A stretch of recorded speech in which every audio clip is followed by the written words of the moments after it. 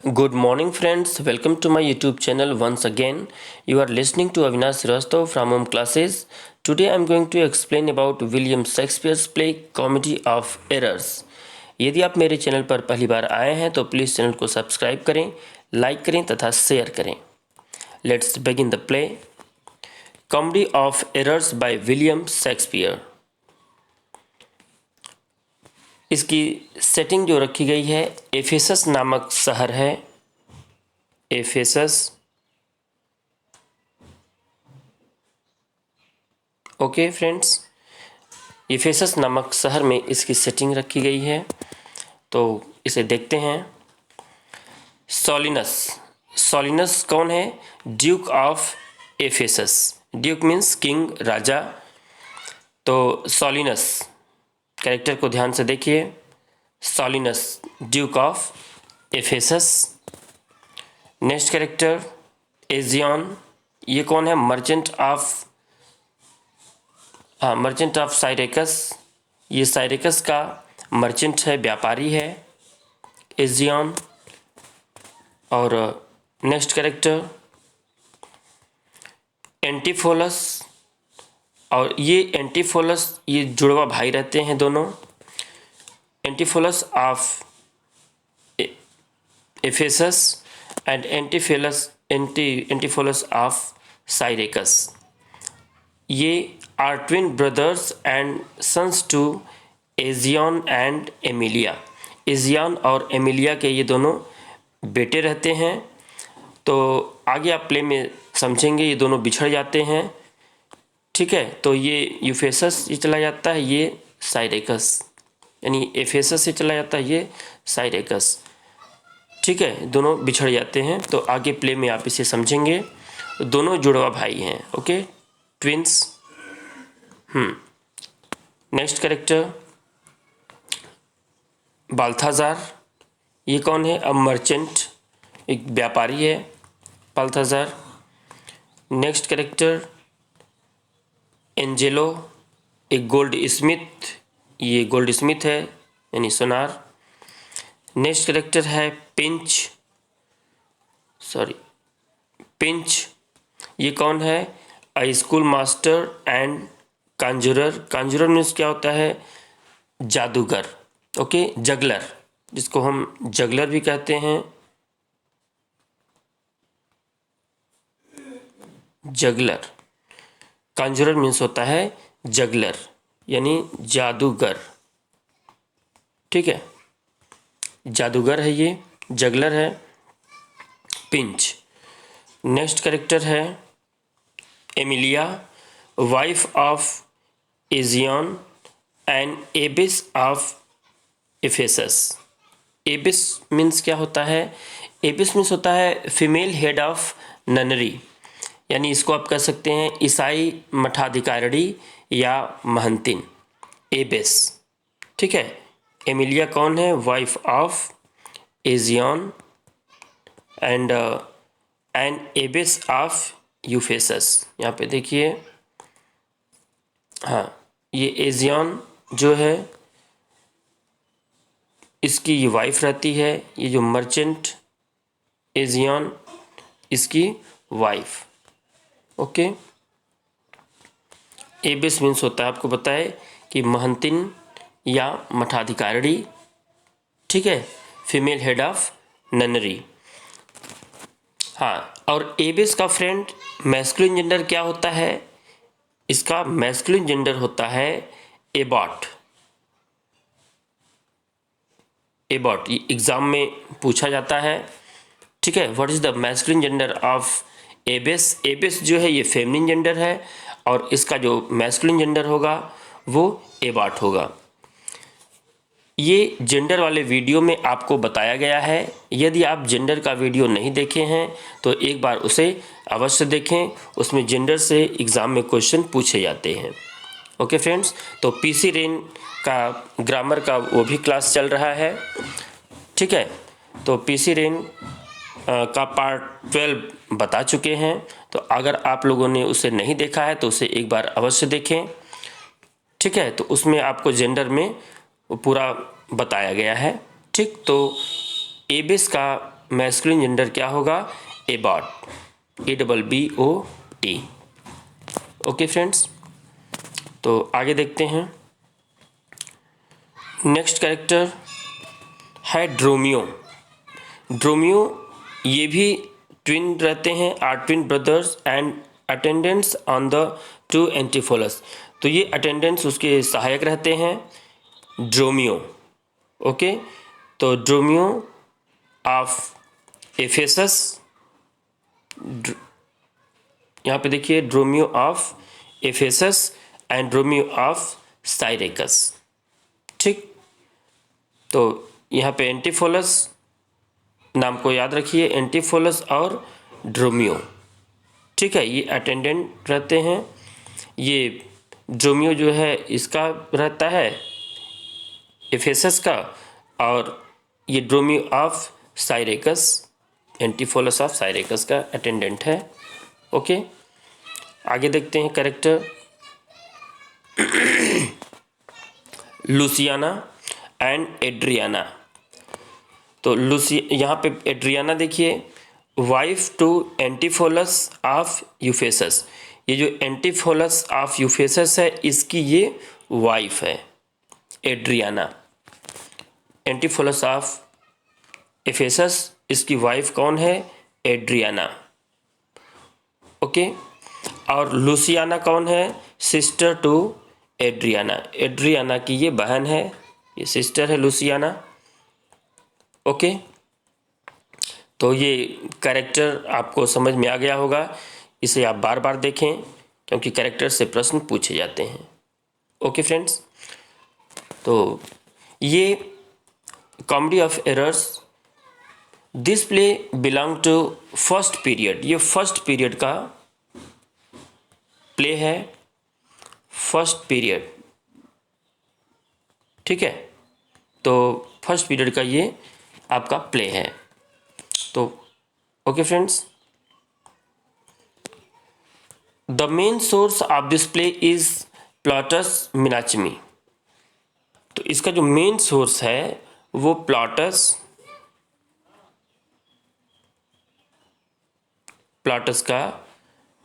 का क्या है? मिनाचमी, MENAECHMI। ओके, तो इसको आप ध्यान में रखिएगा। प्लॉटस का ये मिनाचमी क्या है? ये इसका सोर्स है। Okay friends, and it is consider to be the shortest comedy. ये सबसे छोटी इनकी कॉमेडी है, कॉमेडी ऑफ एरर्स। ये भी प्रश्न पूछा जाता है। Okay, shortest comedy, this is the shortest comedy. Okay, comedy of errors जो है ये शॉर्टेस्ट कॉमेडी है। ओके फ्रेंड्स, तो let's begin the play. Play को अब हम स्टार्ट करते हैं।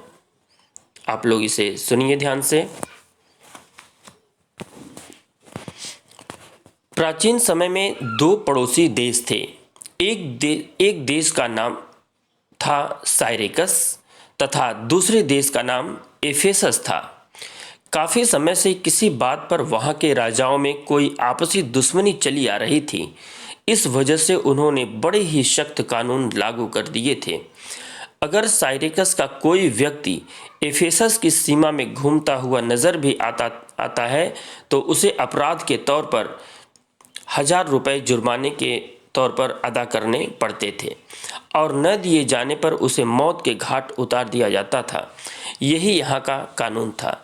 एक बार की बात है, साइरेकस देश का रहने वाला एक व्यक्ति एफेसस में घूमता हुआ आ गया। वह एक सौदागर था और उसका नाम एजियन था।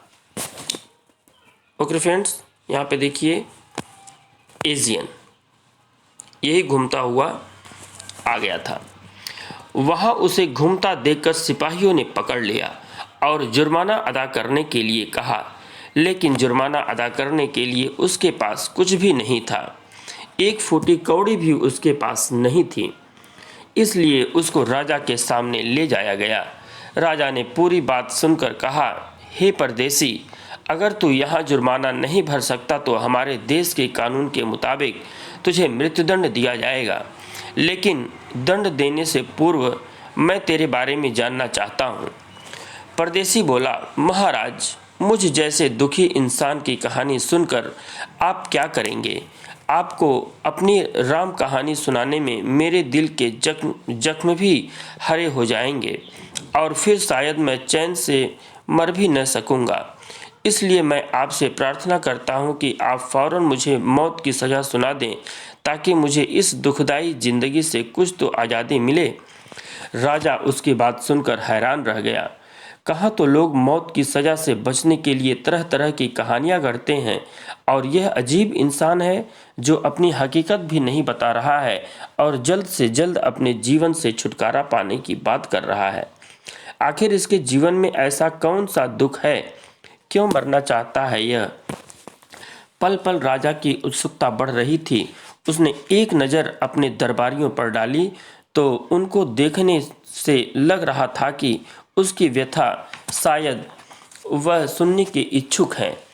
इसलिए उसने एजियन से आग्रह किया कि वह अपनी पूरी कहानी बताए। राजा के कहने पर एजियन को कहानी सुनाने पर मजबूर होना पड़ा और दुखी स्वर में बोला, महाराज, मैं साइरेकस देश का एक अभागा सौदागर हूँ। मेरा नाम एजियन है। आजकल मैं, जैसा कि आपने देखा है, काफ़ी तंगी के हालात से गुजर रहा हूँ। मेरी कहानी यहाँ से शुरू होती है। अपने पिता के मर जाने के बाद मुझे विदेश जाने की रट लगी हुई थी और एक मालवाहक जहाज पर बहुत सा माल लादकर अपनी पत्नी के साथ एपिडेमनम नामक नगर में जा पहुंचा था। वहाँ मेरा व्यापार खूब चमका। वहाँ मुझे इतना ज़्यादा फ़ायदा हुआ कि अस्थायी रूप से मैं अपने परिवार के साथ वहीं बस गया। वहीं मेरी पत्नी ने कुछ ही समय बाद 2 जुड़वा बच्चों को जन्म दिया। डील डॉल रूप रंग तथा चाल ढाल में वह बिल्कुल एक जैसे थे। एक दूसरे से वह इतना मिलते थे कि उनमें फ़र्क करना मुश्किल हो जाता था। वहीं मेरे पड़ोस में एक भटियारिन भी रहती थी। जिस समय मेरी पत्नी ने उन दोनों जुड़वा बच्चों को जन्म दिया, उसी दिन और उसी पल उस भटियारिन ने भी 2 जुड़वा बच्चों को जन्म दिया। वे भी लड़के ही थे। उनको भी पहचान पाना काफ़ी मुश्किल था। वह भटियारिन औरत बड़ी निर्धन थी। वह सही ढंग से अपना पेट भी नहीं पाल सकती थी, तो फिर भला वह बच्चों का लालन पालन किस प्रकार करती? उसने मुझसे विनती की कि मैं उसके दोनों बेटों को गोद ले लूं और उनकी परवरिश करूं। मैंने अपनी पत्नी से मशवरा किया, फिर उन दोनों बच्चों को गोद ले लिया। अपने दोनों बेटों के समान होने के नाते मैंने दोनों का एक ही नाम रखा, एंटीफोलस, और भटियारिन के बच्चे भी दोनों एक ही जैसे थे, इसलिए मैंने उनका भी नाम एक ही रखा, ड्रोमियो। ओके। अपनी बीवी बच्चों के साथ मैं ऐसो आराम का जीवन व्यतीत कर रहा था कि उन्हीं दिनों मुझे कारोबार के सिलसिले में कहीं दूर एक टापू पर जाना पड़ा। मैं अपने चारों पुत्रों और पत्नी से इतना प्यार करता था कि उन्हें एक पल के लिए आंखों से ओझल करना नहीं चाहता था। इसलिए उन सबको मैं अपने साथ ही ले गया। अभी हमारा जहाज चले हुए कुछ ही समय बीता था कि समुद्र में जोरों का तूफान उठने लगा। सभी मल्लाह अपनी जान बचाने के लिए नावों पर कूद रहे थे। ज़्यादातर लोग जहाज में अकेले ही थे। जिसका जैसे भी दांव पड़ा था, जिसको जैसा भी मौका मिला, उसी प्रकार कूद फांद कर उन्होंने अपनी जान बचा ली। लेकिन मैं क्या करता, मेरे साथ मेरी बीवी और 4 बच्चे भी थे। इस वजह से मैं और मेरे बीवी बच्चे जहाज पर अकेले ही रह गए। इससे पहले कि वह जहाज पानी में डूबता, मैंने जहाज के 2-3 फट्टे खींचकर उन्हें किसी तरह जोड़ा। इस तरह 2 फट्टे तो मैंने तैयार कर लिए थे। एक फट्टे पर मैंने अपनी पत्नी और एक फट्टे पर एक ड्रोमियो को बैठाया और दूसरे फट्टे पर मैं बड़े बेटे और ड्रोमियो के साथ बैठ गया। कुछ समय तक तो हम लोग साथ साथ तैरते रहे, मगर कुछ देर पश्चात ही हमारे बीच दूरी बढ़ती गई। मैंने अपनी पत्नी की तरफ देखा तो कुछ नाविक उसे अपनी नाव में बैठा रहे थे। मैंने यह देखकर दिल ही दिल में भगवान का शुक्र अदा किया और भगवान से कहा कि वह किसी तरह हमें भी बचा ले। भगवान ने हमारी प्रार्थना को सुन लिया था और थोड़ी देर बाद ही एक नाव हमारी ओर आती हुई दिखाई दी और उस पर बैठे हुए मल्लाहों ने हमें बचा लिया था। उन मल्लाहों ने हमें बड़े आराम से किनारे तक पहुंचा दिया। महाराज, यही है मेरी राम कहानी। इस घटना को बीते हुए आज 20 साल हो चुके हैं, लेकिन मेरे बेटे और मेरी पत्नी का आज तक कहीं पता नहीं चला। मैं आज तक उन्हें ढूंढता हूँ। उसके बाद फिर समय बीतता रहा और मैं उन लोगों को भुलाकर अपने बाकी 2 बच्चों की परवरिश में लग गया। जब मेरा बेटा एंटीफोलस थोड़ा बड़ा हुआ तो वह बार बार अपनी माता के बारे में पूछने लगा। मैं भूलकर भी उस भयानक दुर्घटना का जिक्र अपने बच्चों के सामने नहीं करना चाहता हूँ। इस वजह से मैं उनकी बात को टाल देता था, लेकिन एक दिन मजबूर होकर मुझे उन्हें बताना ही पड़ा। बस मेरा छोटा बेटा एंटीफोलस उसी रोज से अपनी माँ और भाइयों की फिक्र में गुम रहने लगा और फिर एक दिन उसने मुझसे जिद की कि वह अपनी माँ और भाइयों को तलाश करना चाहता है। उस समय उसकी दशा देखकर मुझे इजाज़त देनी ही पड़ी, क्योंकि अगर मैं इजाज़त नहीं देता तो वह बिना कहे ही निकल जाता।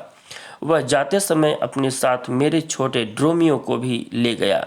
मैं तो उसे एक पल के लिए भी अपने से जुदा नहीं कर सकता था, लेकिन उस वक्त मैं बहुत मजबूर हो गया था। और इस तरह महाराज, मैं अपने दोनों बेटों को भी खो बैठा। आज पूरे 60 साल हो चुके हैं, लेकिन अब तक उनका कोई पता ठिकाना मालूम नहीं, न ही उनकी कोई खबर आई है। कुछ समय बाद ही मुझे घर में दम सा घुटता महसूस होने लगा। उनकी याद मुझे पल पल सताने लगी और मुझसे रहा न गया तो मैं उनकी तलाश में निकल पड़ा और देश विदेश में ढूंढता हुआ आपके देश में आ पहुंचा। तभी आपके सैनिकों ने मुझे पकड़ लिया। महाराज, यही है मेरी दुख भरी कहानी। उसकी दर्द भरी बातें सुनकर राजा का दिल भर आया। उस पर रहम खाकर उसने जुर्माना भरने के लिए एजियन को कुछ दिनों की मोहलत दे दी कि वह कुछ दिनों में पैसे का प्रबंध कर ले। राजा से मोहलत पाकर भी एजियन के चेहरे पर इतनी सी भी खुशी की झलक न दिखाई पड़ी, क्योंकि इस अनजान देश में 1-2 दिन में तो क्या, अगर 10 दिन की मोहलत भी मिलती तो पैसों का प्रबंध होना काफ़ी मुश्किल बात थी। यह मोहलत उसके लिए व्यर्थ थी। इस अनजान देश में उसे 1000 रुपये कौन दे सकता था, और अगर कोई जान पहचान का व्यक्ति उसे 1000 रुपये दे भी देता है तो जरा भी खुशी नहीं होती, क्योंकि अब उसके मन में जीने की हसरत बाकी न रह गई थी। फिर भी उसने सोचा कि क्या मालूम इस बहाने से चलो आखिरी बार अपने बेटों को ही तलाश कर लिया जाए। यह विचार आते ही वह बाजार की तरफ चल पड़ा। उस तरफ 20 साल पहले उन मल्लाहों ने एजियन के दोनों बेटों को लाकर एफेसस के एक रईस व्यक्ति को बेच डाला।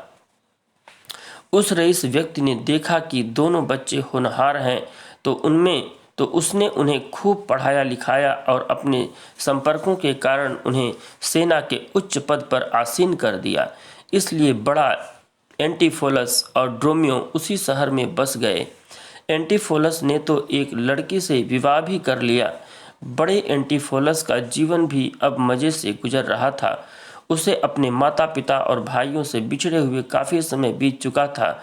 इस वजह से उसे अब उनकी याद भी नहीं आती थी। इसे एक इत्तेफाक ही कहा जा सकता है कि जिस दिन राजा के सैनिकों ने एजियन को बंदी बनाया था, उसी दिन छोटा एंटीफोलस और छोटा ड्रोमियो भी उसी नगर में पहुँचे। वह जाकर एक सराय में ठहर गए। उनके कानों तक यह खबर भी पहुंच चुकी थी कि नगर में प्रवेश करने के अपराध में आज एक सौदागर पकड़ा गया है और उसे सजाए मौत की सज़ा सुनाई गई है। लेकिन उसे तो यह ख्याल तक नहीं था कि वह उसका वही पिता है जिसे वह छोड़कर यहाँ आकर रहने लगा है। जहाज से उतरने के बाद वह सीधा उसी सराय में पहुंचा और सराय की मालिक के पूछने पर उसने अपने आप को इसी नगर का नागरिक बताया। सराय में ठहरने के बाद उसने ड्रोमियो को बाजार से कुछ आवश्यक चीज़ें लाने के लिए भेजा और खुद वहां से बाहर आकर वह नए शहर की जानकारी के लिए टहलने लगा। कुछ पलों बाद ही उसने देखा कि छोटा ड्रोमियो खाली हाथ ही वापस आ रहा है। यह देखकर उसे बड़ा गुस्सा आया, क्योंकि ड्रोमियो सामान लिए बिना ही वापस आ गया था। जब ड्रोमियो उसके नज़दीक पहुंचा तो छोटे एंटीफोलस ने उसे गुस्से से डांटना शुरू कर दिया, लेकिन ड्रोमियो ने नम्रतापूर्वक कहा, चलिए कैप्टन साहब, आपकी पत्नी आपको भोजन के लिए बुला रही हैं। ड्रोमियो छोटा एंटीफोलस थोड़े गुस्से और तथा आश्चर्य भरे स्वर में बोली, कहीं तुम्हारी बुद्धि तो भ्रष्ट नहीं हो गई है? क्या यह वक्त हंसी मजाक करने का है या तू कोई जोक सुना रहा है? मैं भला आपसे मजाक क्यों करने लगा? ड्रोमियो आश्चर्य में पड़ गया। घर पर खाना तैयार हो गया है और आपकी पत्नी ने आपको फौरन बुलाया है, इसमें भला मजाक की क्या बात है? उसकी इस बात को सुनकर एंटीफोलस बुरी तरह चिढ़ गया और कहने लगा, जाओ, जाकर अपना काम करो, बेकार में मेरा सर न खाओ। मेरी कोई पत्नी नहीं है। तुम पहले जाकर वह काम करो जिसे करने के लिए तुम्हें भेजा गया था। हकीकत बात यह थी कि आने वाला व्यक्ति छोटा ड्रोमियो नहीं था जिसे छोटे एंटीफोलस ने काम से भेजा था। वह बड़ा ड्रोमियो था जो छोटे एंटीफोलस को बड़ा एंटीफोलस समझ रहा था। वह कप्तान एंटीफोलस को ढूंढता हुआ वहां आ पहुंचा था और उसने उसे वहीं समझकर अपनी बात कह दी थी।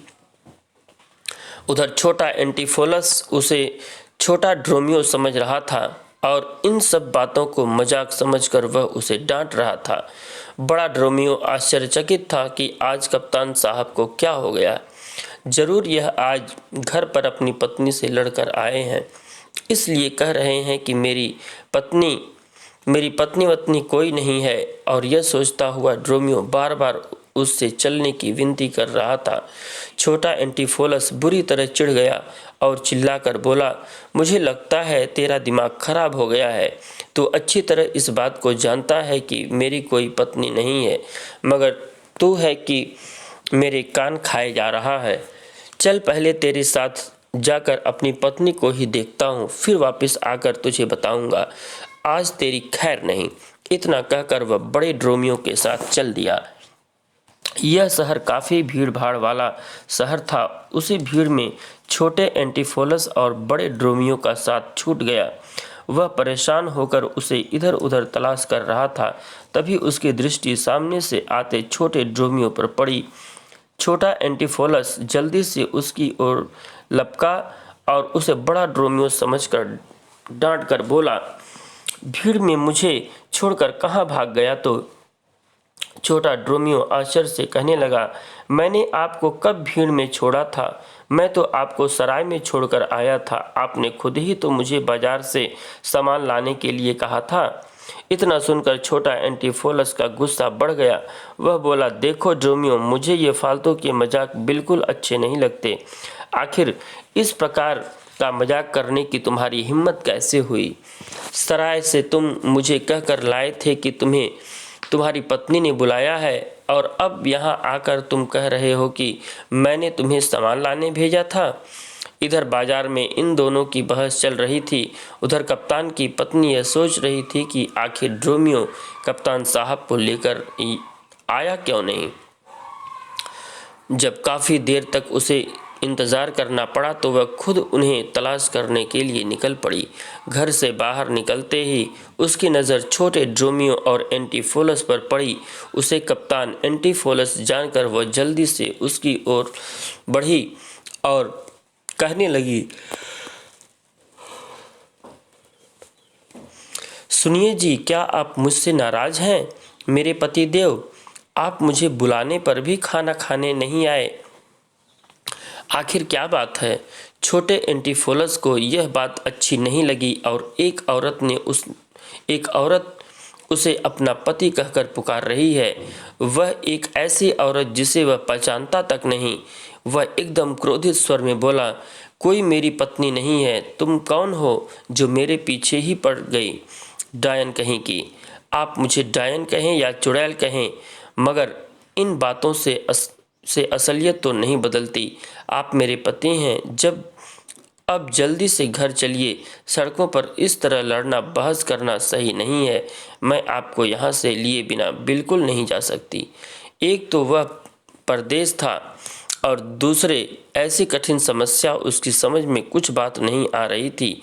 यह सब क्या हो रहा है? लेकिन उसने सोचा कि अगर मैं इस औरत के साथ नहीं गया तो बात बिगड़ सकती है। फिर उसने यही सोचकर उसके साथ चलने का इरादा कर लिया कि जो होगा देखा जाएगा। फिर चुपचाप वह उस औरत के पीछे चल दिया। हैरान परेशान सा ड्रोमियो भी उसके पीछे चल पड़ा।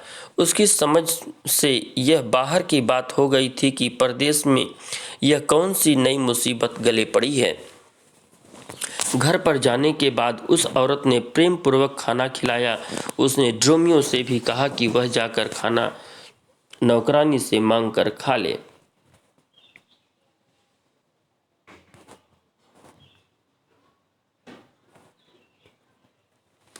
ड्रोमियो जब नौकरानी के पास पहुंचा तो वह भी ड्रोमियो को पति देव कहकर बुला रही थी। छोटा ड्रोमियो यह सुनते ही गड़बड़ा गया कि आखिर चक्कर क्या है। लेकिन जब एंटीफोलस यहाँ खाना खा रहा है तो फिर उसे क्या परेशानी है, इसलिए वह भी खाना खाने चुपचाप बैठ गया। तभी बाहर से कप्तान एंटीफोलस और बड़ा ड्रोमियो दोनों भोजन करने के लिए घर लौट आए। ये जोर जोर दरवाज़ा खटखटा रहे थे और बता रहे थे कि हम लोग खाना खाने के लिए आए हैं। लेकिन अंदर से उसकी पत्नी ने कहा कि बेवकूफ़ मत बनाओ, हमारे पति हमारे पास हैं, जाओ यहाँ से, धोखा किसी और को देना। जब कप्तान और ड्रोमियो थक गए और दरवाज़ा नहीं खोला गया तो उन्होंने समझा कि हमारे देर से आने के कारण ही हमारी पत्नी ने नाराज़ होकर दरवाज़ा नहीं खोला। इस वजह से वह उन्हें खुश करने के लिए बाजार से कुछ उपहार लाने के लिए चल दिए। वे सोच रहे थे कि उपहार देखकर उनकी पत्नियों का गुस्सा शांत हो जाएगा। उधर छोटा एंटीफोलस तथा छोटा ड्रोमियो जब पेट भर कर खाना खा चुके तो सोचने लगे कि अब इनसे पीछा कैसे छुड़ाया जाए। इसलिए उन दोनों से आंख बचाकर वो वहाँ से भाग निकले। अभी छोटा एंटीफोलस कुछ ही दूरी पर पहुँचा था कि उधर से आते हुए एक सुनार ने उसका रास्ता रोक लिया। तो फ्रेंड्स, यहाँ पे गोल्ड स्मिथ आपको बताया गया था। सुनार कौन है? एंजेलो। ये उसका रास्ता रोक लिया। उसने एक जड़ाऊ हार उसे थमाते हुए कहा, अच्छा हुआ कप्तान साहब जो आप यहाँ मुझे मिल गए। मैं तो आपके ही घर जा रहा था। यह लीजिए अपना हार और 2 घंटे तक इनके दाम भिजवा दीजिए। यह कहकर वह तेजी से आगे बढ़ गया।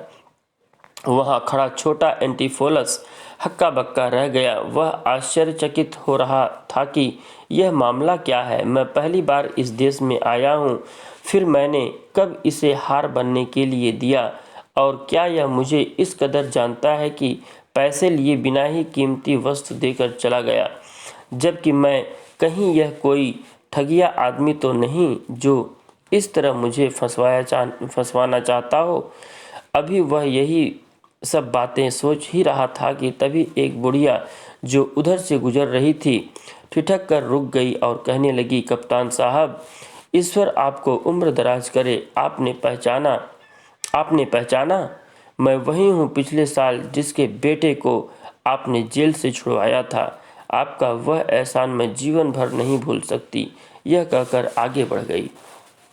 उसी समय एक नौजवान उधर से गुजर रहा था। एंटीफोलस को देखकर बड़ी गर्मजोशी से उससे मिला। ऐसा लगता था कि वह व्यक्ति काफ़ी अच्छी तरह से उसे जानता हो। असल में बात यह थी कि कप्तान एंटीफोलस बचपन से ही इसी शहर में रहा था, यहीं उसकी शिक्षा पूरी हुई, इसलिए इस शहर में ज़्यादातर लोग उसे अच्छी तरह जानते थे। दोनों भाइयों की शक्ल सूरत एक सी होने के नाते सभी लोग छोटे एंटीफोलस को बड़ा एंटीफोलस समझ रहे थे, यानी कप्तान एंटीफोलस समझ रहे थे। उसी समय एक व्यक्ति और वहां आ पहुंचा जो अपने बेटे की शादी का कार्ड लेकर वहां आया था। उसने वह शादी का कार्ड उसके हाथ में थमा दिया। फिर एक व्यक्ति और आया, उसने रुपयों से भरी थैली उसे देते हुए कहा, अच्छा हुआ जो आप रास्ते में ही मिल गए। परसों मैंने आपसे जो रुपया उधार मांगा था उसे ही लौटाने मैं आपके घर जा रहा था। आश्चर्यचकित एंटीफोलस अभी कुछ ही दूरी पर पहुंचा था कि तभी एक दर्जी ने उसे रोक लिया और बड़े आदर के साथ उसे अपनी दुकान में ले गया और उसका नाप लेने लगा। शायद ही वह अपने बेटे को भी बड़ा भला बुरा कह रहा था, जिसकी लापरवाही के कारण उसका नाप गुम हो गया था। फिर उसने सम्मान के साथ उसे वहां से विदा कर दिया। अभी वह आश्चर्य में ही डूबा हुआ था कि तभी एक लड़की ने उसे आकर घेर लिया। उसकी बाँह पकड़ते हुए बोली, लाओ भैया मेरा हार दो, तुमने मुझसे वादा किया था कि तुम मेरे हार बनवा कर दोगे। एंटीफोलस के गुस्से का ठिकाना न रहा। अरे जाओ यहाँ से, आखिर तुम कौन हो? मैं कल ही तो इस शहर में आया हूँ और आज इतनी बड़ी तुम मेरी बहन भी पैदा हो गई। कब किया था मैंने तुमसे वादा?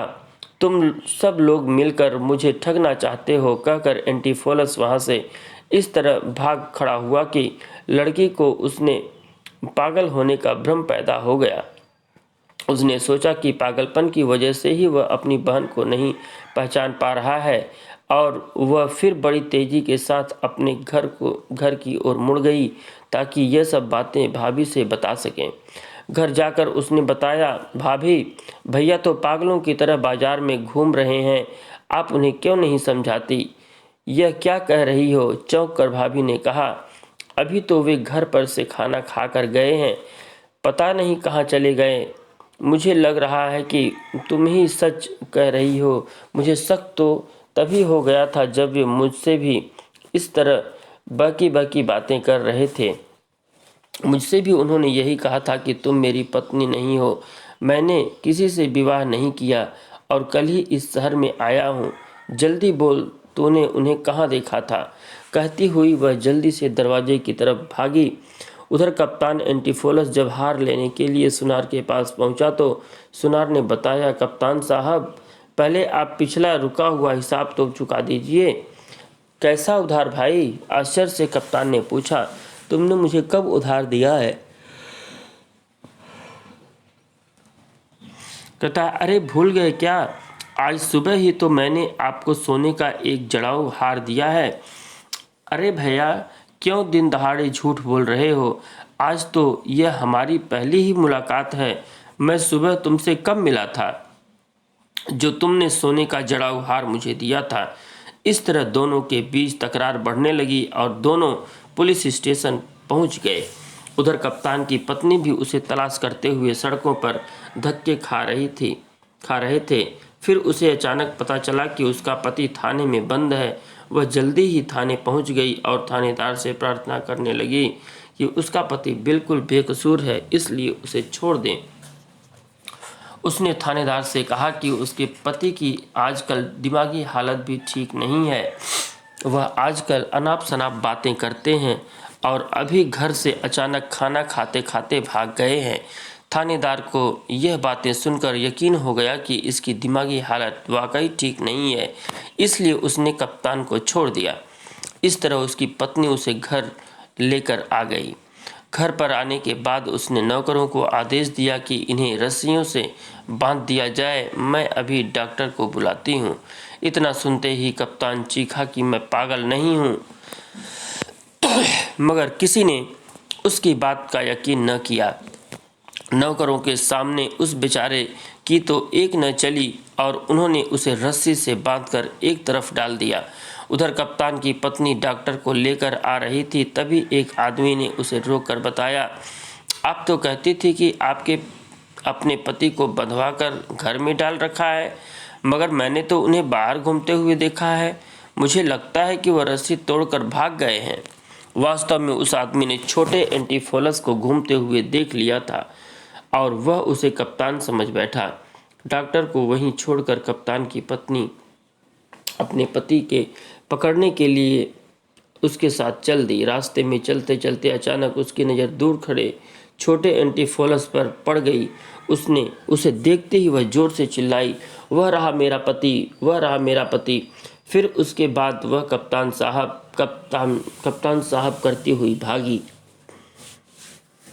छोटा एंटीफोलस कानों में जैसे ही किसी औरत की आवाज़ पड़ती तो उसने आवाज़ की दिशा में देखा और फिर जैसे ही उसकी नज़र कप्तान की बीवी पर पड़ी तो उसने देखा कि वह कप्तान साहब कहकर चीखती हुई उसी की तरफ बढ़ रही है।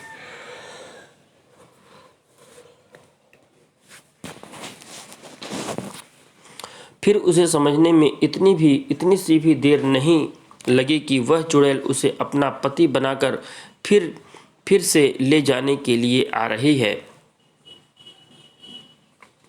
यही सोचकर एंटीफोलस तेजी से भाग खड़ा हुआ। उसे भागते हुए देखकर कप्तान की बीबी चिल्लाई, पकड़ो पकड़ो, वह आदमी पागल है, भागने न पाए। चीखते चीखते वह भी उसके पीछे भाग रही थी। छोटा एंटीफोलस भागते भागते अपनी जान बचाने के लिए एक मंदिर में जा घुसा। वहाँ एक सीधी सादी पुजारिन रहती थी।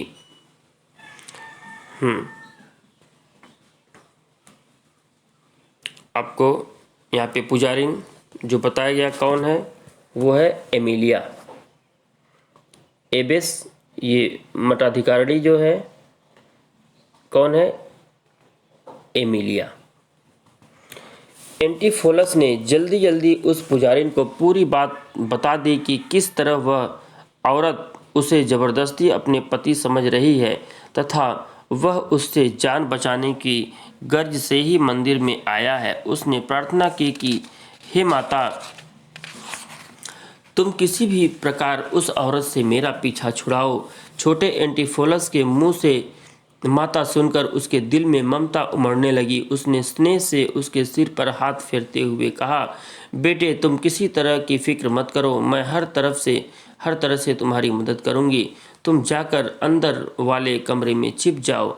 छोटा एंटीफोलस कमरे में जा दुबका। तभी कप्तान की पत्नी ने मंदिर में प्रवेश किया।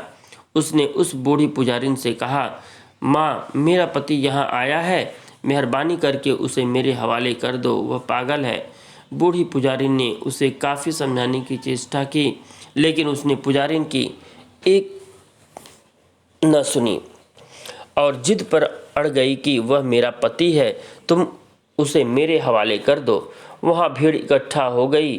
वहाँ इकट्ठा लोग उस औरत के रोने की वजह जानने के लिए बेचैन हो रहे थे कि आखिर माजरा क्या है। इस तरह दोनों भाइयों की शक्लें एक सी होने के कारण वहाँ पूरे शहर में हड़बड़ दड़बड़ मची हुई थी।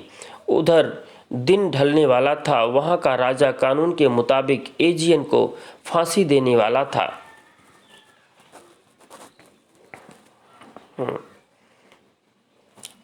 एजियन, इसको फांसी मिलने वाली थी। वहाँ का नियम यह था कि वहाँ का राजा फांसी घर आकर ही मुजरिमों को फांसी की सज़ा सुनाता था। इत्तेफाक से फांसी घर उसी मंदिर के पीछे था जहाँ एंटीफोलस छिपा हुआ था और जिसके बाहर सैकड़ों लोग एकत्रित थे और वह अपने पति के लिए रो रही थी। उस तरफ किसी तरह कप्तान एंटीफोलस भी नौकरों की कैद से छूटकर भाग निकलने में कामयाब हो गया। इधर राजा का काफिला भी मंदिर की तरफ आ रहा था। हथकड़ियों में कैद एजियन भी उन्हीं के साथ था। भागता हुआ छिपने की गर्ज से कप्तान एंटीफोलस भी उसी भीड़ में मिल गया था। वह अपने नौकरों की नज़र से बचने के लिए भीड़ में घुसा था, लेकिन जब तो भीड़ में घुस रहा था तो उसकी पत्नी की नज़र उस पर पड़ गई और उसने उस भीड़ में घुसकर उसे पकड़ लिया और चिल्लाई, पकड़ लिया, मेरा पति मुझे मिल गया। एंटीफोलस को वहाँ देखते ही वह पुजारिन सटपटा गई। वह सोचने लगी कि इस लड़के को तो मैंने अभी अंदर कमरे में छिपाया था, आखिर यह वहाँ से निकलकर किस प्रकार बाहर आ गया। वह तुरंत कमरे में गई और एंटीफोलस को तुरंत निकालकर बाहर ले आई। फिर जैसे ही उसकी नज़र कप्तान पर पड़ी, उसका चेहरा फक पड़ गया था। उसके मत्थे पर पसीने की बूंदें उत्पन्न हो रही थीं। कभी तो वह कप्तान एंटीफोलस को देखती तो कभी मुसाफिर एंटीफोलस को। उसकी बुद्धि चकरा गई कि आखिर माजरा क्या है। यही वह वक्त था जब राजा और एजियन का काफिला वहां पहुंचा। वे लोग भी भीड़ भड़ाके को देखकर रुक गए थे। एजियन ने जैसे ही एंटीफोलस को देखा तो उसने उसे फौरन पहचान लिया। उसकी आंखों में आंसू भर आए। मुसाफिर एंटीफोलस ने भी अपने पिता को पहचान लिया।